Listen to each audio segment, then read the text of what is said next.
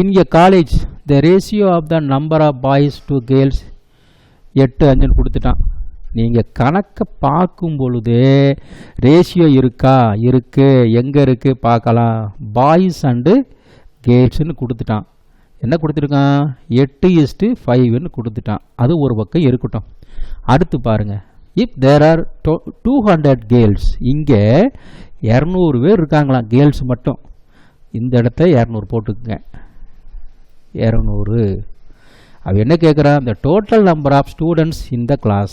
இந்த total number of students என்னவா இருக்குன்னு கேட்குறான். சரி, நம்ம என்ன கண்டுபிடிக்கணும்? நீங்களே கொஞ்சம் திங்க் பண்ணி பாருங்கள். 200 பேர் இருக்காங்க, அதே சமயத்தில் 5 மடங்கு இருக்குது. நம்ம எப்படி எடுத்துக்கிறோம்? 5 மடங்கு 200 எனில் 1 மடங்கு என்ன?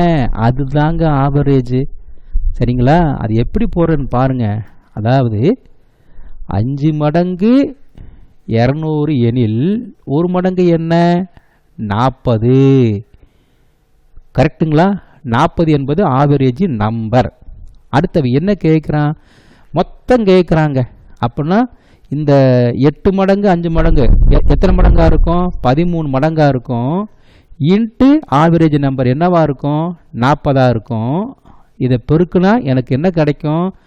பாருங்கள், என்ன கிடைக்கும் நமக்கு? 520 பேர் இருப்பாங்க. இப்போ புரியுதா?